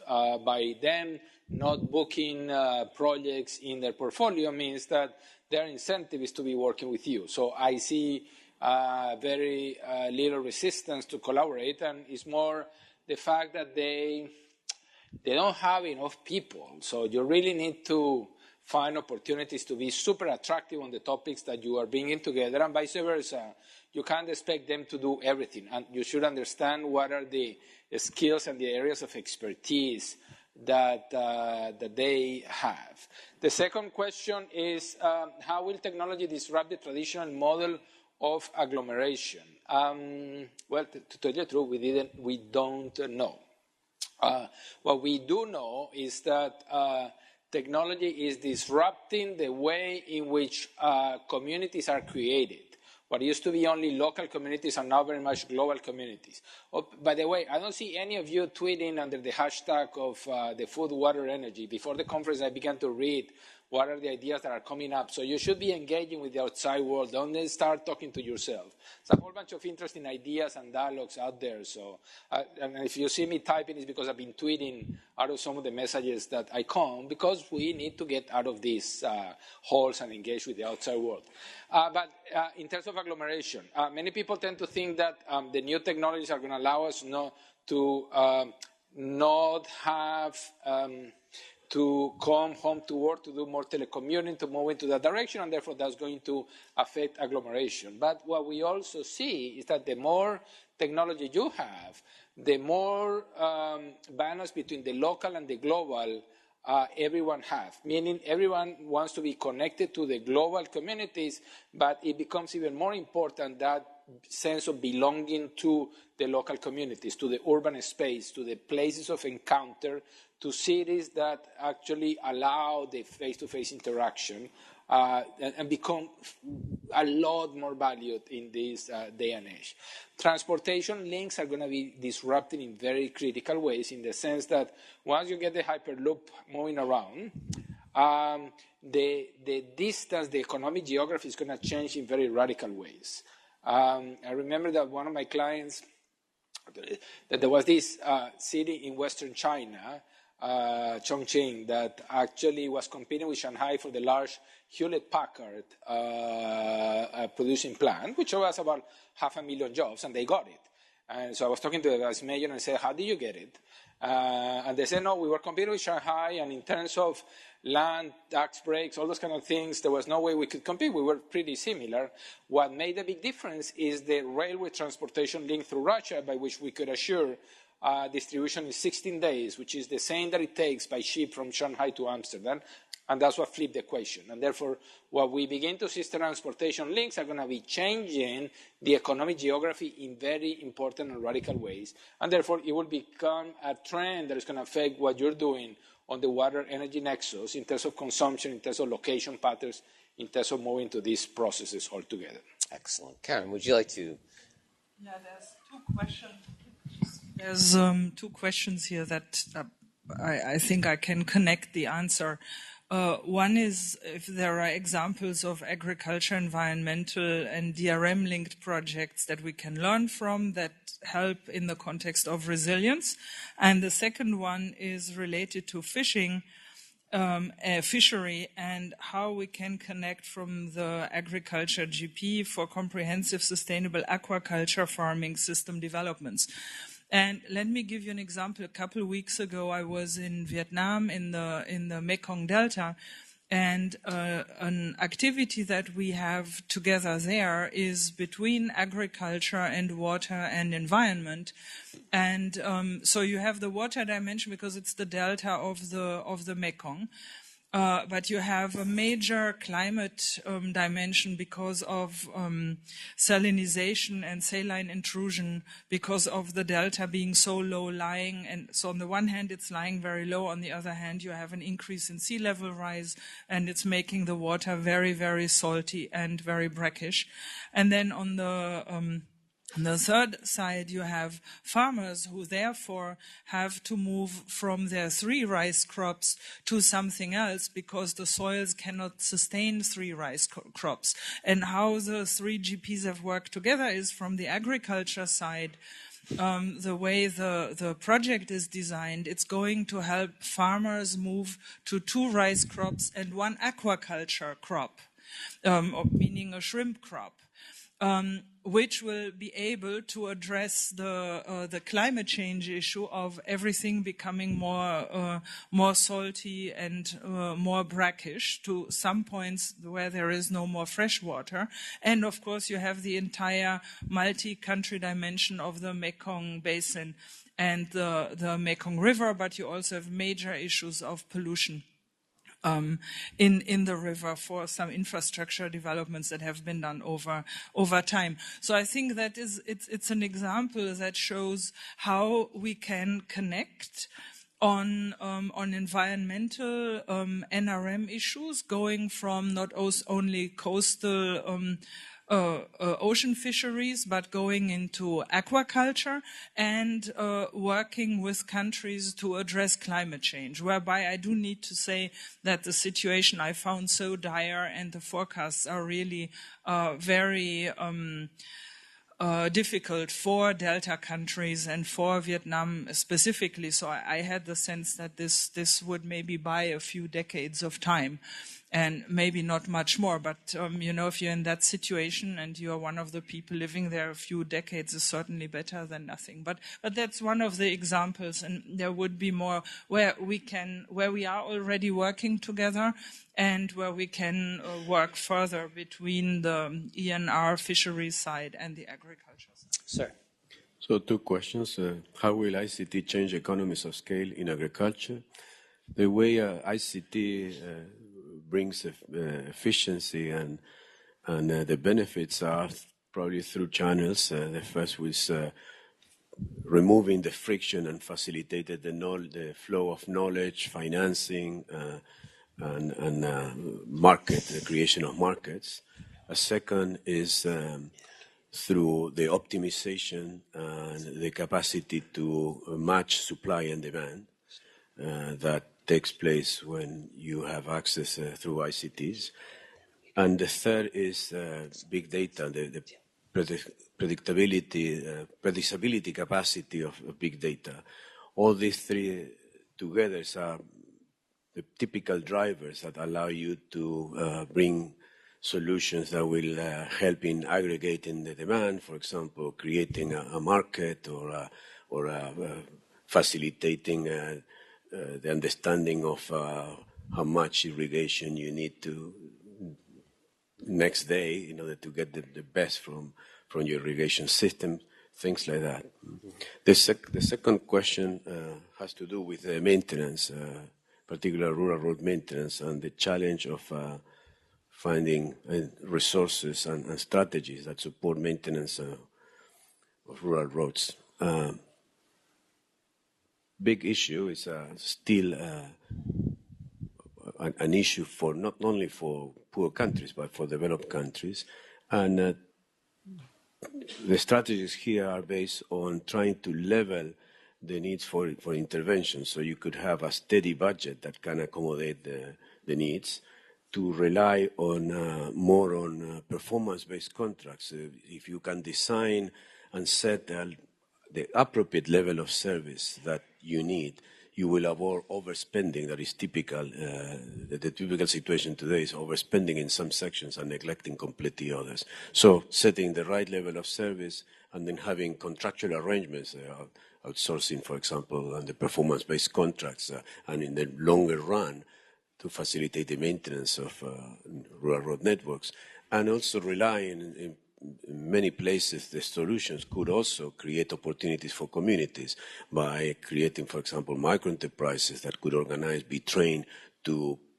do the maintenance, and at the same time use the capacity that they receive through this training, is entrepreneur capacity, to launch other development initiatives at the level of the community and so on. Thank you very much. There's so many questions here and so much interest. Obviously, on a Friday afternoon, we have to move to the next session, but we will compile these questions. There's a lot of good ideas here as well. For instance, can we provide a space for cross-GP innovation? Can we do a staff rotation? Or can we dedicate the next WDR to this? And there's some really interesting questions about who should champion this and who should be accountable and where does accountability lie. But let's thank our directors very much for their time and efforts. And especially our sister, who's just about dying of her cold here, unfortunately. And let's have the next senior directors up here, please. This is the final round with the senior directors. Please take the stage. We have another round of heavyweights. And also, from Ethiopia, weighing in at... I do have to tell you a little something. I happen to know of Gwang from Ethiopia. And I don't want to be biased about Ethiopia, Andrew, but he was stellar in that role. And now that he's gone, I can say that. Yes. So we have a panel here. I don't think they need any introduction, but I'm going to quickly. Buona Ricardo, Senior Director, Energy and Extractives, Global Practice. Yes, weighing in at a midweight. We've already talked about the former Ethiopian heavyweight, Gwang, Senior Director for the World Water Global Practice. Yes.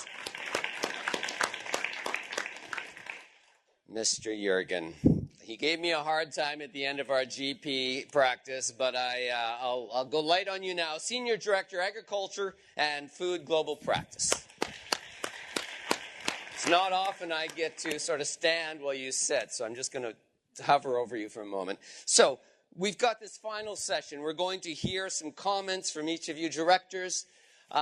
We're not actually going to have a question and answer after this, so we're going to just get some final words on this important issue. Would we ask you to start, if you don't mind? Welcome. You can stand up there or wherever you'd like. I'm fine. Perfect. I think I'm perfectly fine. I mean, there is no reason to be more formal. Thank you very much for the introduction. First of all, I mean, I found very, very interesting. I was here since the morning. I was out for a few minutes. I decided I don't need to go and explain to you nexus between food, water, and energy. It has been done extensively this morning. Professor Benton was brilliant. Laura was very, very good. Other guests were very good in doing this. So let me be very, very practical, the way I like to be, actually. So I would like to start by giving examples, because I think there are a lot of things that are happening. I start with agriculture. So we are working together in biodigesters, in carbon finance programs in Burkina Faso. Then going on, there are renewable energy for rural economic development in Bangladesh, China with water conservation, sustainable rural development. I think it was already discussed this morning in Mexico, accelerated solar water pumping in Tanzania, and so on and so forth. So why do I say this? I say this for two reasons. First of all, I think that there is already something going on. There are already projects that are happening, which shows that there is already among the TTLs, among the staff, a way to push this forward. I think what is important in this case is really the issue of replicability. It is very important that these projects don't remain alone, but actually they are replicable. And in order to be replicable, they can be extended. Their knowledge that is learned is extended to everybody. Then there is, of course, the need to extend what we learn horizontally, but there is also the need to mainstream within the bank all what we learn, what we're doing, and all the rest. Now, as all of you, I think the vast majority of you were here today, is not that now we're talking about the nexus between food, energy, and water, and absolutely it's very important, but there are so many other targets within the bank, the 28% minimum, 28% investments in climate change, in my own GP access, energy efficiency, and so on and so forth. So we have to be able to push these nexus without putting it at the level of being just another target, because it becomes to be very, very difficult to manage. So I have to say that it is very important that we mainstream these, but in a more integrated way, and I will come to that in a few minutes. I have to say I didn't mention projects in water, because actually the water GP and the energy and extractive GP share a GL, a global lead, who works, I wouldn't say 50-50 because it's really reductive, who works both for the issues that are more common in hydro and the issues that are more common in energy. I think this is a kind of model that could be expanded more. It is working. Maybe it's working because of the person, but who knows? In any way, you have to institutionalize what you are learning here. The other point that I wanted to make, and it's still comes from the discussion tomorrow, we shouldn't only be looking at ourselves, the bank, what we can do more. The truth of the matter is that when you go to talk to the government, you find that there is usually a Ministry for Energy, often a Ministry for Transportation, Ministry for Agriculture. So you see that the silos belongs to every of the way we have been actually educated, probably since we went to university, all of us. So clearly there is a need to make sure that the nexus, let me call it in this way, it is understood and shared. And I have to say, I liked very much a lot what was said this morning. I think there is the need to show that the nexus has a direct impact on the economics, on the financial issues, and on the political consensus, because at the end, this is the only way to make sure that all the stakeholders, as they were discussed this morning, share that there is actually a huge problem there, and it must be approached in an integrated way. So, in conclusion, because I think I have just 10 minutes, replicability is very much one of the point. I'm very happy to see a lot of green shoots. I have to say, when I talk to my people saying, what am I going to say, they give you a lot of ideas because, I mean, at the World Bank you find the best of the best, a lot of very good ideas, but I always ask the same question. Yes, what do we do? Because at the end of the story, I arrived 4 months ago, and for me, okay, when I see a big presentation of why there is a nexus, my question is always the same. Okay, fine, what do you do? So I think that I take a lot of comfort from the fact that we are doing. Actually, what we need to do now is to institutionalize this doing. And what can we do? As I said, I heard about shared knowledge platforms. I think it's a great idea. Working groups is great. I have to say, I love the GL model that we have with water. So maybe there is the space to have it with agriculture, with others. I like, as someone asked today, I like to have, maybe because I come from an institution like that, I like to have someone who is responsible.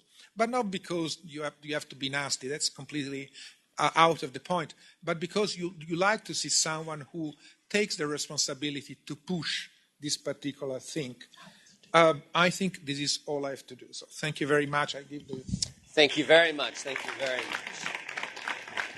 Speaking of water, we're going to replenish you, gentlemen. And get that out of the way and get you a fresh one. Please, over to the next speaker. Okay. Well, good afternoon, everyone. Thanks very much for this opportunity. Well, we spent the whole day talking about the connections, and I'm not going to repeat, but everybody knows about how water connects to everything else, particularly in agriculture. Right? I mean, the estimate varies from we're using 60% of fresh water for agriculture to certain countries up to 90%. And not only about using water, right? At the same time, agriculture uses fertilizers, which actually generate, as you know, the problem about pollution of the water resources we have. So it's not about blaming agriculture per se, right? It's about the need that we need to work together. And talking about connecting to energy, now everybody talk about renewable energy, but renewable energy itself needs water to be able to achieve those outputs. Now, I think Ricardo already mentioned about the connection, how we work together. In addition to the Global Solution Group that are joined between energy and water, we also have one between agriculture and water. So there's things that work well. But I thought, listening the first session and then I hear some conversation in between, I thought one of the key sort of challenge we're facing now is not about recognition about how we need to work together and find solution across different GPs or different sectors. It's about the trade-off, right, between what needs to be addressed for future vis-a-vis what's the urgent need of today, because people need to be fed. As we speak, we're talking about 20 million people are facing hunger in 5-6 countries. In the next 6 months, we're not doing something about it. So there's urgent need about growing food to feed the people. At the same time, they're concerned about what kind of resources this will create a pressure on. And this kind of trade-off, at the end of the day, is about making decisions. And that's the political economy dimension that we have to deal with. And that's the most difficult part of our job. It's not about technical solutions. I think you hear a lot about it. I think we all know what the technical solutions, but how do we influence the people or the policymaker they work with that can make decisions to really make tough decisions that may seem not attractive for the current need, but it's good for the medium future. And as you know very well, and a lot of so-called reformers are actually losing their job by doing so. So that's the toughest part of our job. But I think that's also is a challenge for us, because I think Laura has said it so many times. We are one of those institutions that can provide such an input and such an analysis to the people that we work with, to the officials we work with. But we're obviously not doing this alone. We need to partnership. We need to work with others to generate that consensus to make such a difficult decisions for trade-off. In water, for example, there are many. I think there's many ideas that talk about how we can save water in the agriculture area. For example, one of those is actually changing the diets, for example. Perhaps we need to eat less meat, particularly beef and other things. In fact, we actually have our water week next week. You're all invited. It's in College Park. But one thing we decided is that there's not going to be beef on the menu. Not pork either, by the way. But that's just one of those examples. But it requires tough choices, because when you make such a decisions at the policy level, there are people that will be winner losers, and there are people that will be considered, at least on the short term, a loser for such a decisions. And that's the difficult part that we're facing with. Now, but going back, I mean, I think the question was also raised about, we can think about like this, we can work like this, but our counterparts are not organized like this. How do we influence that? But for those of us who've been here long enough, you may recall 12 years ago, when we start to forming what we call Sustainable Development Department, right? I think for those who have been long enough, we may remember that. So I think the first reaction at that time is that this is never going to work, because our counterpart is never organized in that way. And so who are we going to talk with? There's no such a ministry for sustainable development in most of our client countries. But I think that concept is built on, and then I think it's overwhelming acceptance of this concept. And I think it's also recognized in many of our client countries. They themselves are coupled with this challenge, which is why you're seeing commissions, interministerial committees talking about this kind of sustainable issues. So I do see there's a scope for us to move forward. I think Ricardo also shared with you some of the good examples, and I certainly want to add other area. I think you heard about this, the Thirsty Energy work that we did between Energy and Water GP, and we have done DPO in Jordan, also between Energy and Water, and of course many of the agriculture irrigation programs that we're doing are joined with the agriculture colleagues. Perhaps then one more thing that I could say is that there's a lot of question about, so what kind of incentive system is there for us to actually work together? I think this is certainly recognized, I think, at all levels of the management. There's things obviously it's not a perfect world. We're never going to be in a perfect world, but progress are being made. For example, a year or 2 years ago, you might recall that if you do cross-support in other units, your manager won't get the money back after some 1 year lag. Now it's only a 3 months lag. This year in FY18, coming to FY18, the management will make the decision that will jump up the norm for so-called multi-sectoral teams.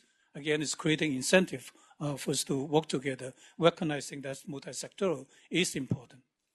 But at the same time, I think it's also upon all of us to also work differently once we recognize the need and the urge for this. I mean, wearing my previous hat as a country director, I will also say that for those of you from the countries I've seen perhaps some program leader here. I think it's important for the matrix on the other side of the matrix on this CDs that has a very influence role on this EDM process in recognizing works that need to be multi-sectoral and put it in the beginning, a concept review stage. Make it, unless it's going to happen, we're not going to go ahead with it. And then therefore, those are program leaders that are actually, you come from the GP now, you're working on the CMU side. But the incentive at the moment is that perhaps as a program leader, you tend to be trying to grab as much resources for your PG group, because that's the incentive structure maybe there. So I think that should be recognized in moving forward. Those are the adjustments that we need to make. And of course, speaking on all of us, as a senior director, manager, we need to provide a signal to our colleagues that working across GP is the solution, is the way to go. So let me stop here. Thanks.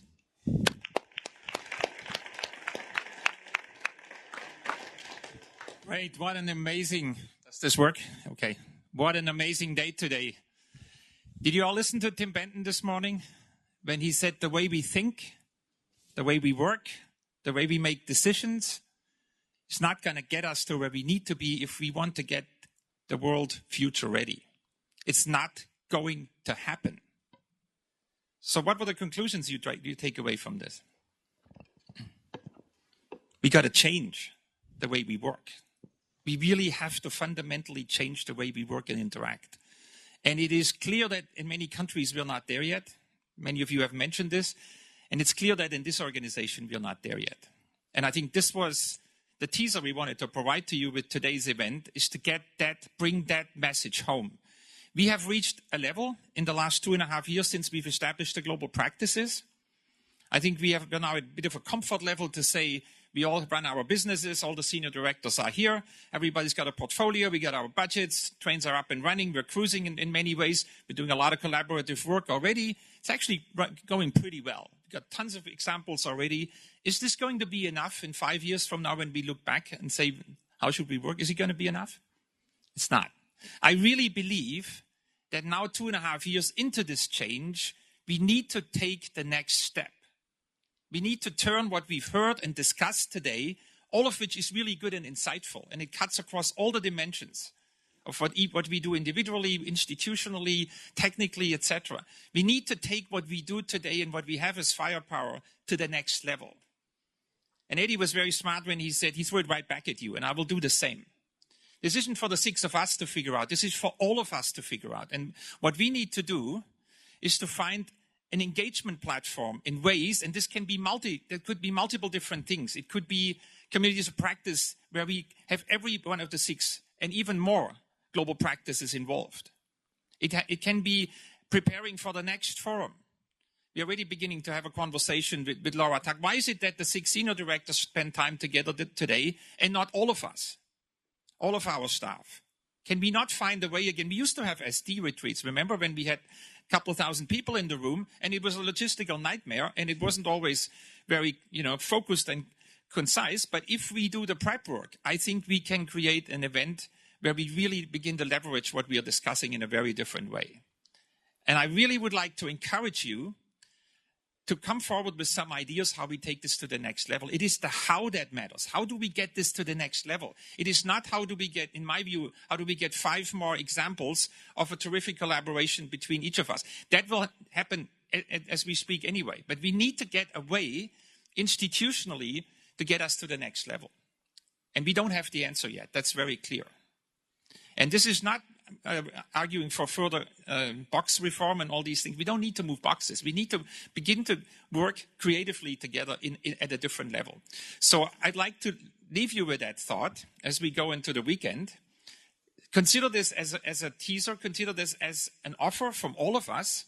It is not at our level that we will be objecting to this. None of us has any problem at this point where projects are being booked or how things are being counted. That is not the issue anymore. That may have been a concern 2 years ago when we got into this structure where everybody was nervous and, oh my God, is my GP going to be viable? Are we going to find our place in the system? I think we can leave that behind now. I think we can now move. And you ask about incentives, right?